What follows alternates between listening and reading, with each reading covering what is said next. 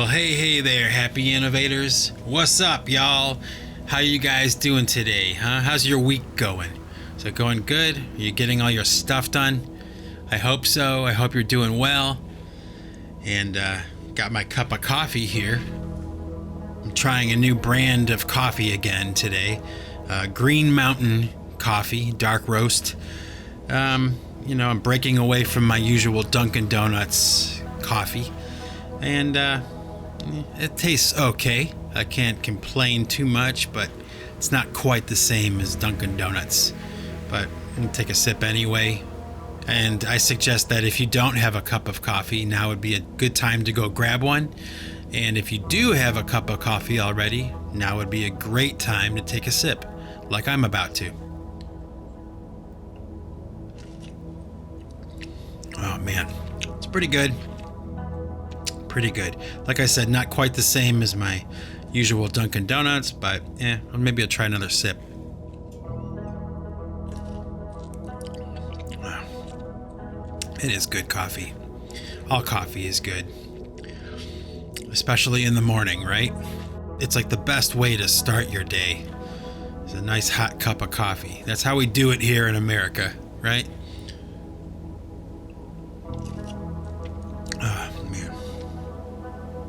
Anyway, okay, time for some talking today.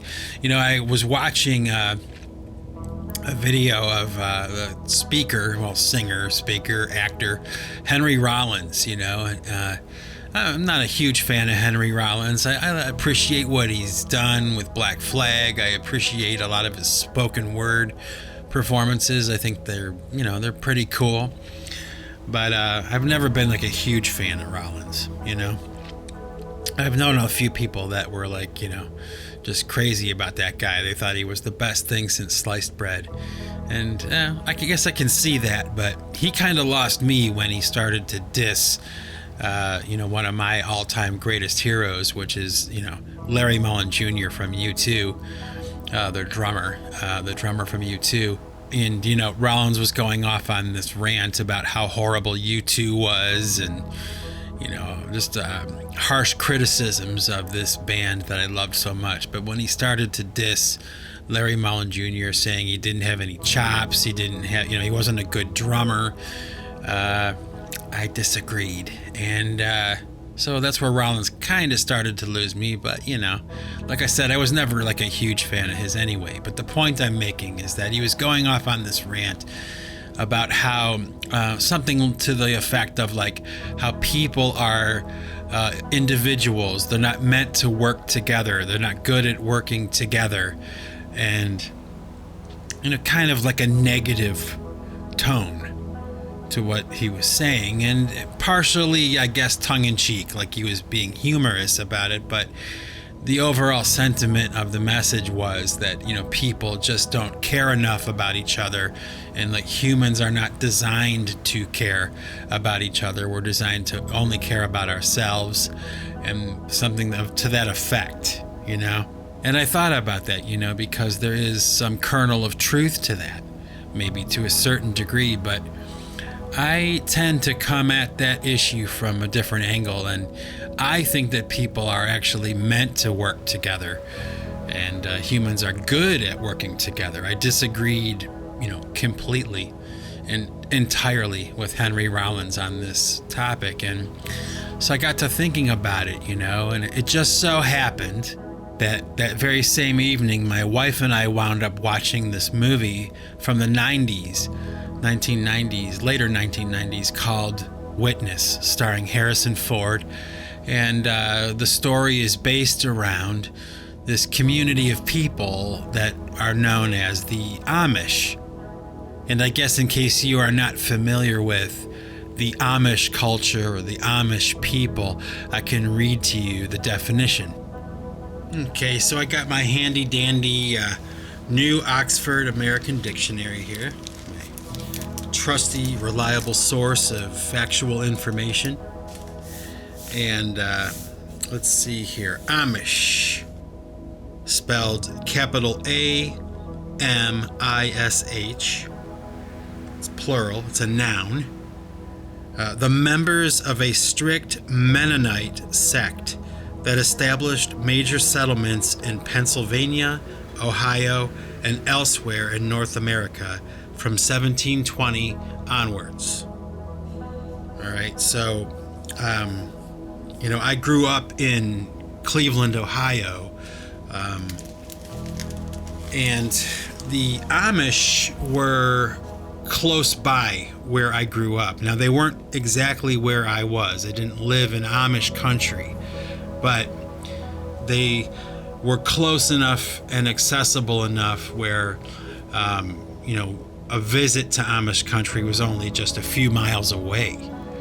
And so, like I said, they weren't, immersed in my culture, but they were a part of my life growing up, a small part, but I was certainly familiar with the Amish culture and obviously their construction and their clothing and a lot of their food, was considered to be, like a treat or a special kind of food. They prepared everything naturally and organically, and everything was made the old-fashioned way.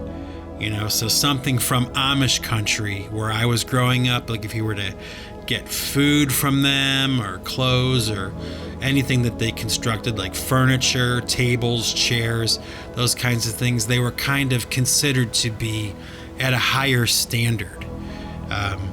And there's a reason for that, because this culture, this Amish culture that I'm talking about, and that is so frequently frowned on or ridiculed or just looked down on, is actually probably one of the better examples we have for humanity and kindness and working together and those kinds of things. The opposite of what Henry Rollins was talking about. And so my wife and I were watching this film about this story. I guess there's an Amish family. They're traveling into the big city, and while they're traveling, this little Amish boy witnesses a crime, a murder. So he becomes in danger because he witnessed this crime. And the story, without spoiling it for you, I'll leave it at that. But overall, the culture, the Amish culture in this particular film, Witness, was for the first time, or maybe one of the only times, it was being portrayed in a positive light. Because most of the time when you see anything regarding the Amish people nowadays, it's always the story about how their rules and their community are so oppressive, and there's this group of people that need to break out and get away from them, like there's some kind of cult or something, okay? But when you look at it statistically, it's really unfair and inaccurate to portray it that way, because maybe 10% of the Amish community actually wind up leaving their culture behind and going off into the modern world. But a good 90% of that community stays right where they're at, and they're happy and they're content with the lives that they're leading. Now, you may not really be familiar with what I'm talking about when I say Amish culture and their oppressive rules and those things, but if that's the case, then just really quick, I'll kind of explain a little bit of it to you. That this group of people known as the Amish adhere to an old world, old-fashioned way of existence where they deny the use of electricity, okay? They deny many of the comforts of the modern world, okay? They're a community of men, women, and children, elders and youth alike, that all participate and live within this set of standards and this set of rules. And it's very unusual. Like, for instance, they usually prefer to not be photographed because they believe Okay, they believe that photography is a way of actually capturing your soul. Okay, that's old-fashioned, old-world beliefs, but that's what they believe. So they prefer to not be photographed. They won't use telephones like we do. They won't use automobiles like we do.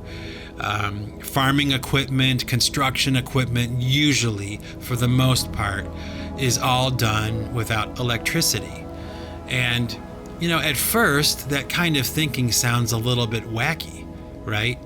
But when you really think about it, okay, in this culture of, people living off-grid and, living in tiny homes and, kind of setting out into life that way, abandoning the creature comforts, that we all enjoy, like electricity and, automobile travel, air travel, those kinds of things. Well, the Amish really are kind of ahead of the curve when it comes to the whole off-the-grid way of living.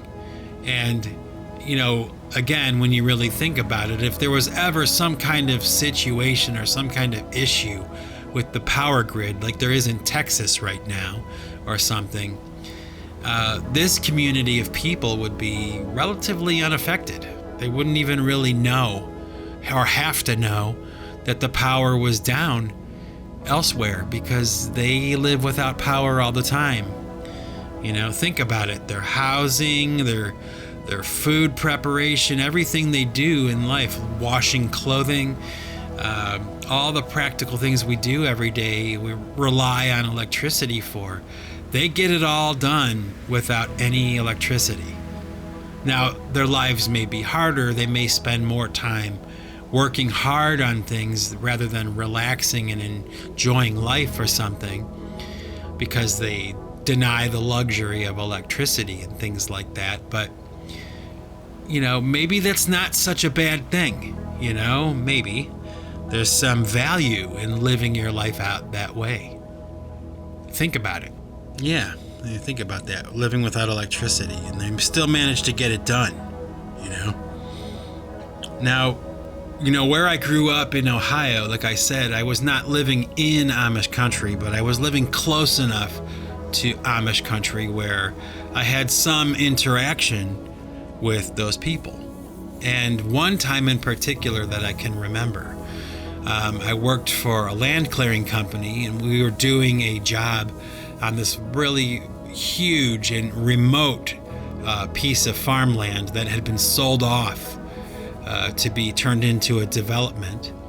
And the company that I worked for, we cleared the trees. That's what we did. So they were going to build a street or build houses or anything like that. We would come in and knock the trees down, kind of get them out of the way, make way for the new road, right? Well, on this one particular job, on this one particular piece of property, there was this massive barn, okay? And the Amish had agreed to come and take the barn. That's what they do. They repurpose old barns and things like that. The wood from old construction, they'll come in and they'll take it out and they'll repurpose those materials for new construction. Okay? Which is a brilliant idea, in this age of waste, of needless waste and landfills and all that kind of stuff. Anyone who can contribute any kind of repurposing ideas or things like that, it's priceless. Anyway, so I'm there with this crew of guys, a couple of bruisers, really, this team of guys that are a little rough. And, we cut trees down in the forest for a living. That's what we do. There I am, holding a chainsaw. And this huge group of Amish people come, moseying onto the property. They have, carriages, and they brought, all their families and their children. Everybody was there. Probably a good, maybe like 1,000 people showed up. And, they have the wives cooking for them while the men are systematically, and the men and the boys actually, are taking down this barn.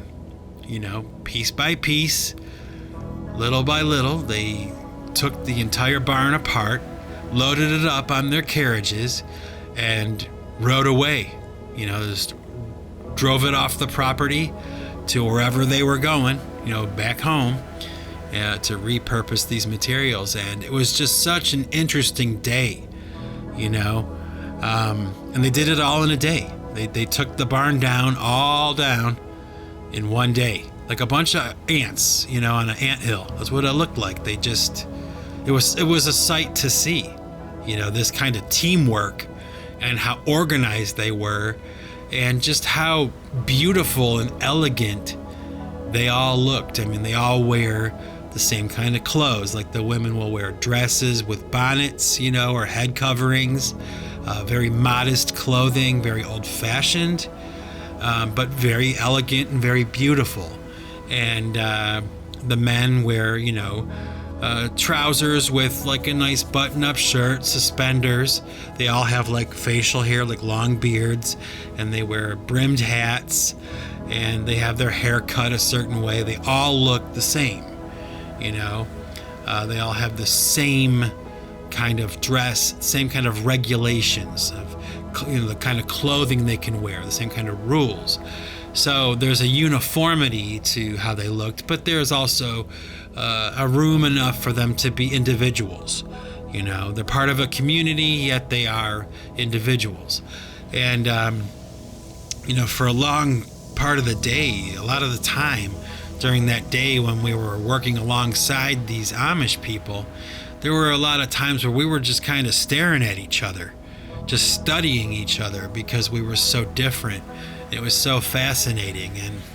And like I said, the words that come to mind are like beauty and elegance. These people that so often are, mocked and made fun of by outsiders, people that ridicule the way they dress and the way they live as being old-fashioned and, old world and worthless, and, they should be forgotten. They should be abandoned, and it's okay to mock their lifestyle, and trust me, okay? And I know this just from experience, that a lot of the time the Amish community does really have to endure a lot of ridicule and harsh cruelty, from people. And you know what? We live in a time where it's not okay to mock somebody based on their stereotypes and, the color of their skin, or the way that they talk, or the way that they look, or the way that they dress. That's considered to be, unacceptable, and rightfully so, right? In the modern times we live. But for some reason, and maybe somebody could explain this to me, but there is kind of a double standard here with the Amish, because it's okay for whatever reason to mock these people and to criticize their way of existence, the way they dress, the way they talk. They have their own language even. I mean, it's okay for some reason for certain groups to be mocked and made fun of, like the Appalachian culture, which don't even get me started about that, because it just infuriates me. But it's okay to make fun of people who are disabled. It's okay to make fun of people who are Amish. It's acceptable. It's okay. And you know what? It's really not. And the times of the double standards like that really need to, it needs to change. And I have personally witnessed, these people being mistreated, by outsiders, by people who don't understand the way that they live and the way they exist, But, one thing I can say is that my wife, okay, when she was younger, even though we grew up in the same city, she had a relative, a grandmother, who lived way far out from where we grew up, and kind of out in the sticks. And her grandmother was surrounded by Amish people. So my wife, growing up, had the opportunity to be around the Amish community a lot when she was a little girl, all the way from the time she was very young to the time she was maybe like a teenager. She had befriended some of the Amish children in that area, and she would go and visit and spend time with them and eat their food and go to their church and, go to their house and play with their kids. And this was a part of my wife's life growing up. And, we were watching that movie Witness together, like I was saying earlier. And, it just opens up this whole cornucopia of thoughts and memories from my wife's childhood. So of course, she starts going off about all the things that she remembers and everything. And they're these beautiful memories of her childhood, around these people who were honest and hardworking and clean and elegant and beautiful and God-fearing. And they were honest and generous, and they were friendly and funny and creative.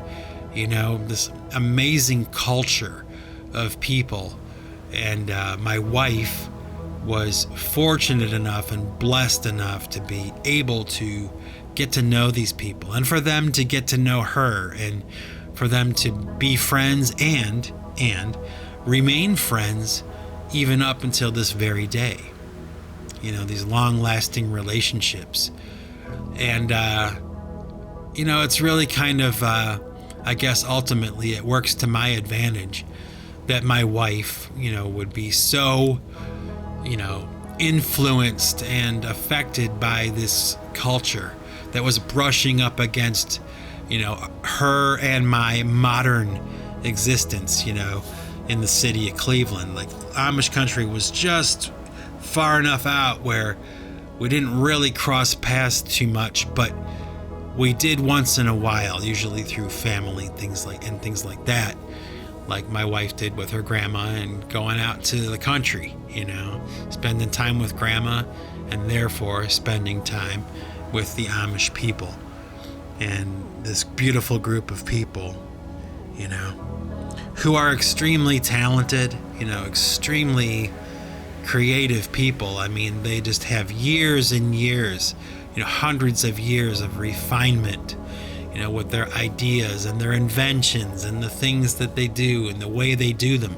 They've had hundreds of years of refinement, making things better and building a better tool and making a better house, and, working together and remaining true to their tenets and what they believe and not changing. And it's really kind of an amazing thing to think about now, especially in the days of like COVID, and power outages, things like that. Like the COVID pandemic thing kind of hit the United States, hit the world really.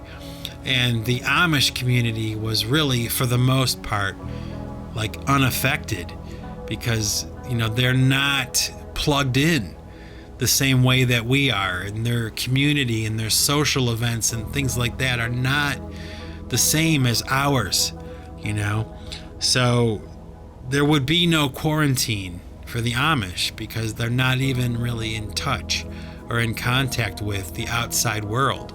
And, think about that. In fact, if anything, they wound up benefiting from COVID because they can hand make masks and sell them to us, and that's exactly the kind of stuff that they would do, and trust me, if you get a mask made, from the Amish people, the Amish community, it's going to last forever, and it's going to be made by hand, with love, with purpose, that's another aspect really too to the Amish community that's overlooked, but it shouldn't be, is that, the work that they do, the things that they put their hand to, all right, in the Amish community, they're all done to a certain standard. And the reason they're done to a certain standard is because at the beginning of every job they do, regardless of how big or how small it is, there is a purpose, a spiritual purpose. They believe that their work is connected to God, and God is connected to their work. So they take what they do, what they put their hands to, very seriously. And, they make things that will last forever. That's the idea, that the quality and the craftsmanship is so high. The standards are so high because it's a spiritual endeavor. First, they're answering to God for their work, the work that they do, the work that they put out into the world. Everything is made with this idea of lasting forever. And in the age of planned obsolescence, and in case you don't know what planned obsolescence is, I suggest you go back to my Singularity podcast called Planned Obsolescence and check it out. You can get familiar with the term if you want. I talked about it there for a bit, but basically what planned obsolescence is this idea of, manufacturers making things like a cell phone, smartphone, computers. They're designed to fail after a certain period of time, so that you'll have to go out and spend more money to get the new version of what they've made. And the Amish are actually doing almost exactly the opposite of that, where what they make is meant to be around for a long time, as long as possible. If you have ever seen Amish furniture or Amish clothing and the way things are made, you can see that their level of craftsmanship is extremely high and the standards are high. So if you can get your hands on something that's made by the Amish community, it's considered a treasure. They're made with love, and they're made with a higher standards in mind and a spiritual mission, spiritual endeavor, which is, something to give pause, because I believe that anyway, that any kind of creative endeavor, whether it's furniture, music, whatever it is, it all begins with a spiritual mission of some kind, and one side of the road or the other. There's two sides. There's good and evil, and you choose one, and you hopefully, can remain loyal to that side you've chosen, and the Amish have. And as far as I'm concerned, I have too. In my own small way. I'd say it's true that my music and all the things that I make, they start out from a spiritual mission of some kind. So I won't go too much further into that, but I'm sure by now, if you've been listening, you probably understand what I'm talking about. Anyway, let me get another sip of my coffee here. Oh, man.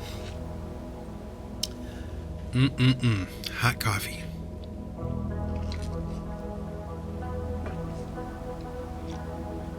So, anyway, in preparation for this podcast, I came across this video.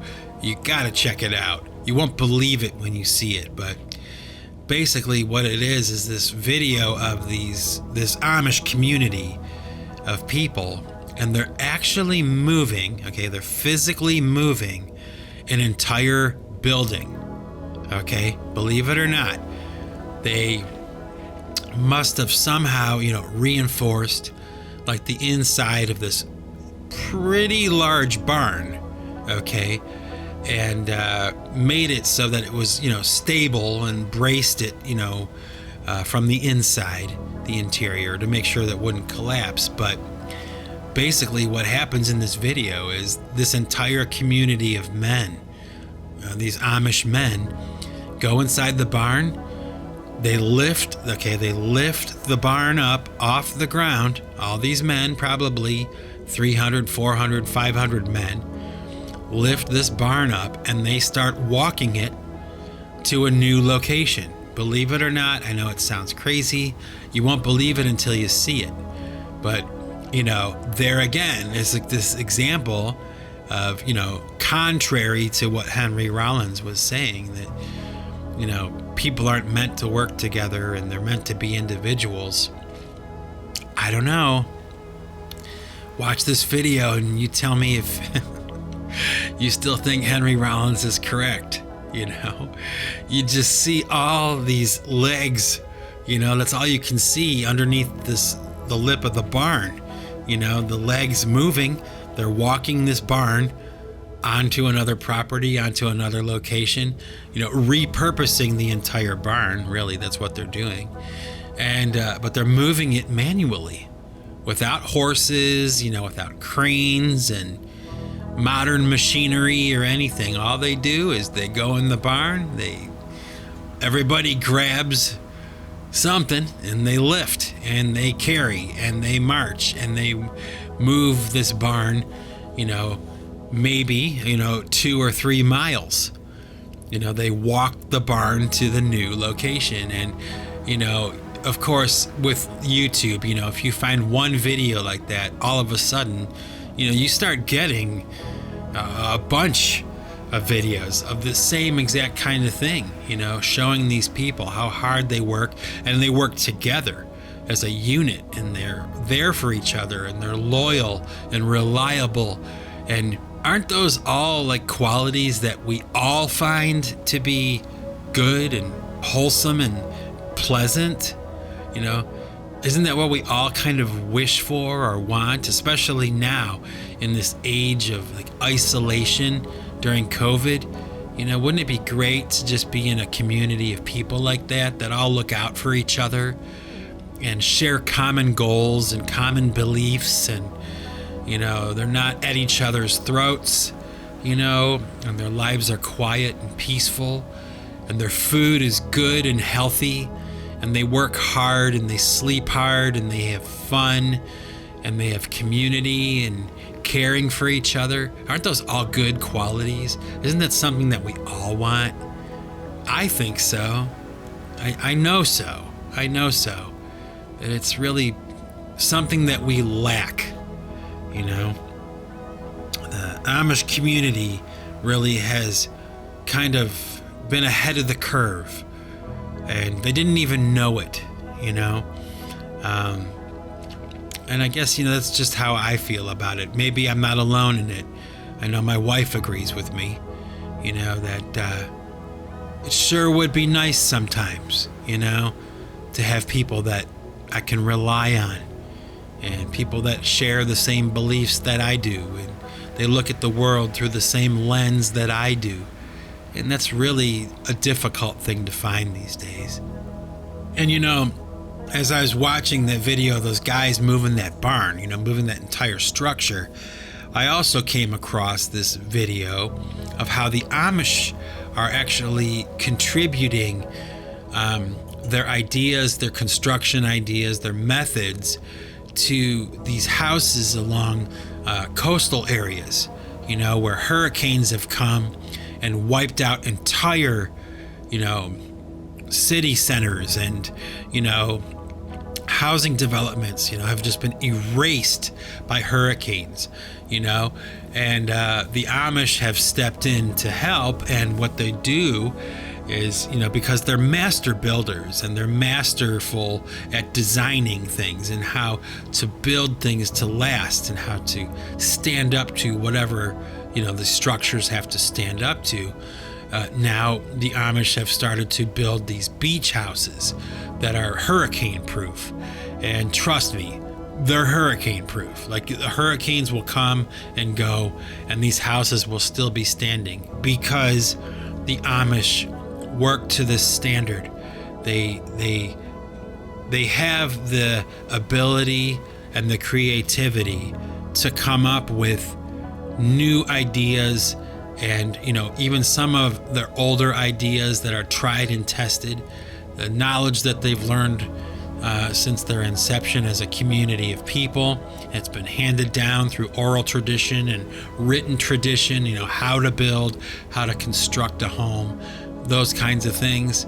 They're applying that now to these beach houses, these structures that need to stand up to extreme weather. And it's amazing to see. Maybe I'll leave some links down to these videos in the description for this podcast, but I suggest you check it out. You'll be amazed at what you see, and it just makes total sense.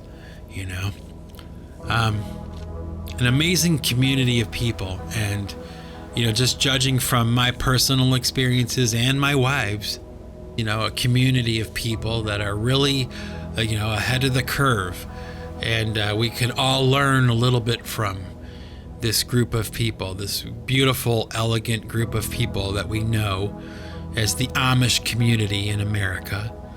I don't know.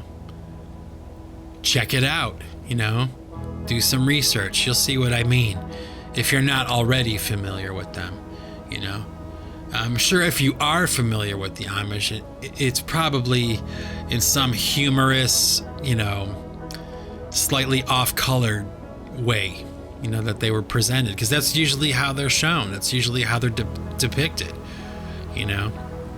because they have rules and standards, and if you don't follow the rules and the standards, you can be excommunicated from their community. You can be asked to leave. And of course, all the Amish are given the opportunity and the choice, the option at a certain age. I'm not sure what age it is. It might be like 18 or 21, but they're given the option to, live outside of the community for a little while and make the personal decision for themselves if they want to continue with that lifestyle. They're given the option and the choice, and therefore, when they return to the community after their sabbatical, after they're allowed to be free for a while, if they do choose to come back, and 90% do choose to come back to the lifestyle after having tasted a little bit of the world, the choice is really a solid one, and it's one that they've made for themselves. It was not made for them. So, and that other 10% that leave, and don't come back, they always wind up in the gutter. It's like the stories are always so negative, and, the world is just that way, right? Nowadays, like, it's just so negative.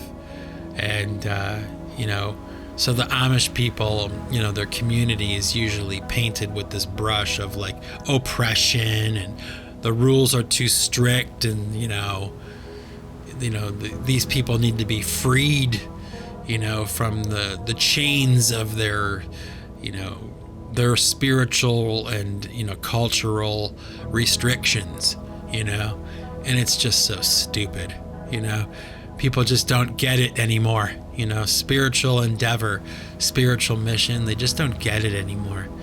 And the Amish do, and they have, and they're consistent, and that's the reason why they're still around and they haven't changed, is because, some people are not,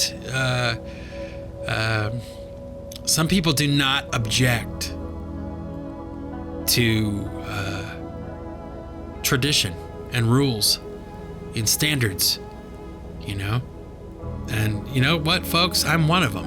I admire people who honor tradition and community, and their spiritual endeavors, their spiritual mission is central to their lives. You have to admire someone. At least I think we should admire those who choose to live their lives out that way. There's value in it. And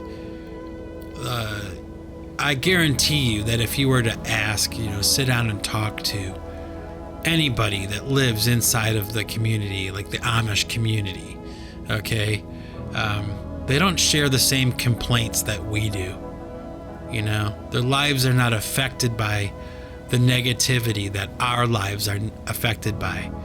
Think about it. No television.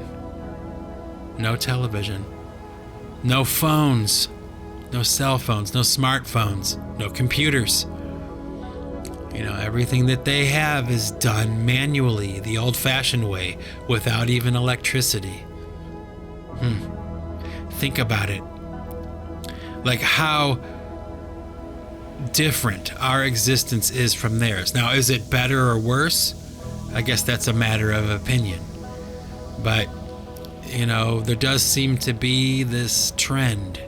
People moving towards this off-grid living thing and, organic farming and,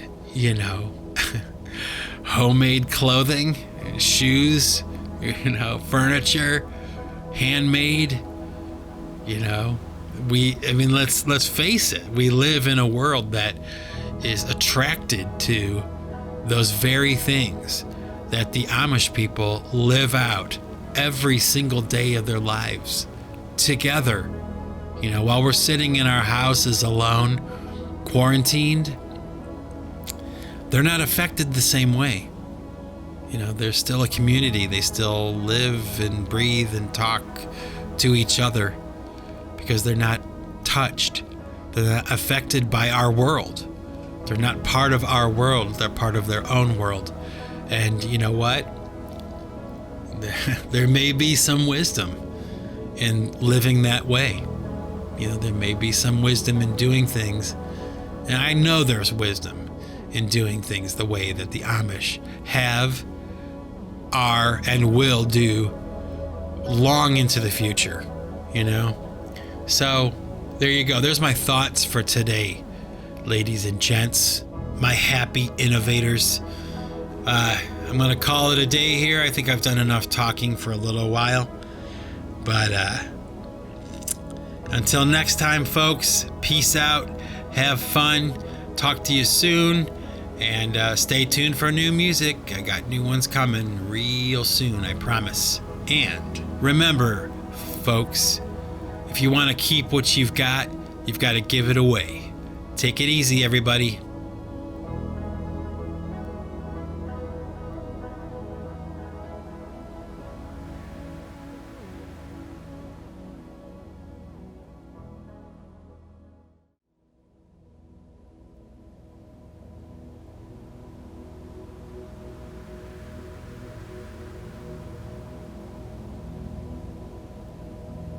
Okay, all you happy innovators, the ones who stayed behind to listen to some music at the end of the podcast, I got a song for you today. It's a song called Baptism.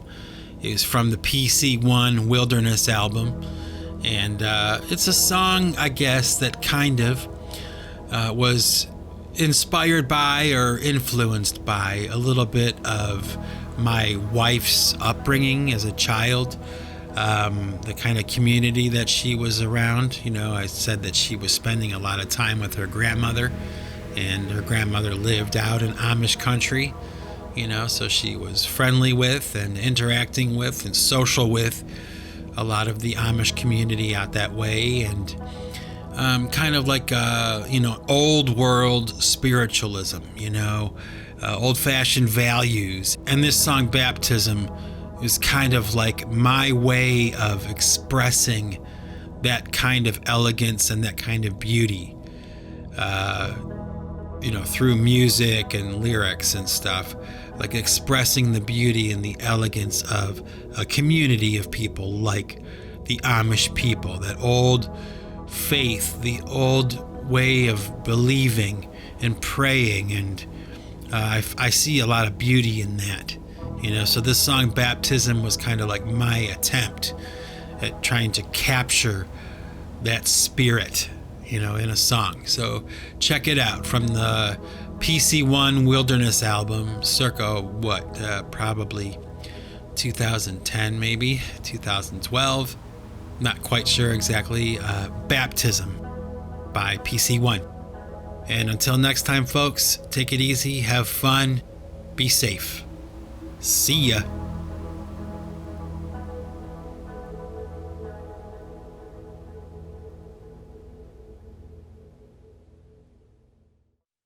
In the river of life, there is a day and beyond the dead, in the river of faith, wash in the water, back to the man that you long to be, back to the man that you're born to be. In the river of life, God loves his children.